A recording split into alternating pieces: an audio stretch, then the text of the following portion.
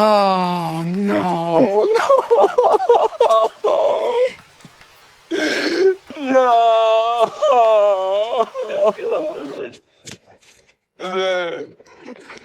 Death was never meant to become a performance, and funerals were never meant to become traditions that oppose the Sunnah. These are some of the funeral practices warned against by Shaykh Al-Albani, Rahmahullah, because not every emotional act is beloved to Allah.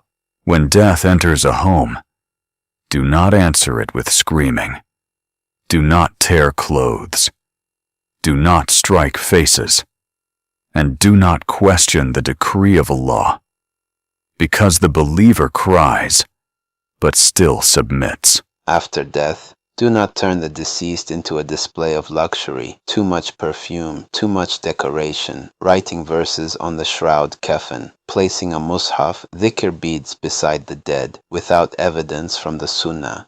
Some people place objects inside the grave, thinking they will benefit the dead, but nothing follows a person into the grave, except what Allah allowed: their deeds, their sincerity, ikhlas, their faith, iman. And during Salatul Janazah, avoid turning remembrance into loud group rituals. Avoid invented supplications. Do not raise voices with collective chanting, because silence, reflection, and humility were closer to the Sunnah. And do not delay the funeral without need, because death does not wait. And beware of turning graves into monuments. Do not build over them. Do not decorate them. Do not cover them with lights, marble, and pride. Do not place flowers and symbolic displays, as though the grave needs decoration from the dunya. Do not write upon graves. Do not raise them excessively. Do not place pictures there, because simplicity was the way of the Prophet sallallahu alaihi wasallam. And some people sit upon graves, walk across them carelessly, laugh beside them, as if the people beneath the earth were never alive.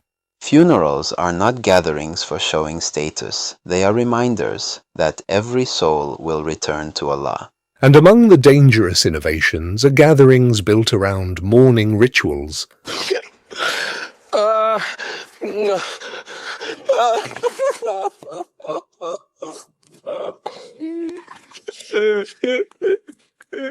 Large feasts, burdening the family of the deceased, hiring Quran reciters for money, specifying the 3rd day, the 40th day, or yearly ceremonies without proof from the Sunnah, reading Quran together in invented ways around the deceased without authentic evidence, and turning mourning into yearly traditions instead of moments of sincere dua. And today, some funerals are no longer moments of reflection, but moments for cameras, pictures, videos, public displays of grief, as if death itself became content for the dunya.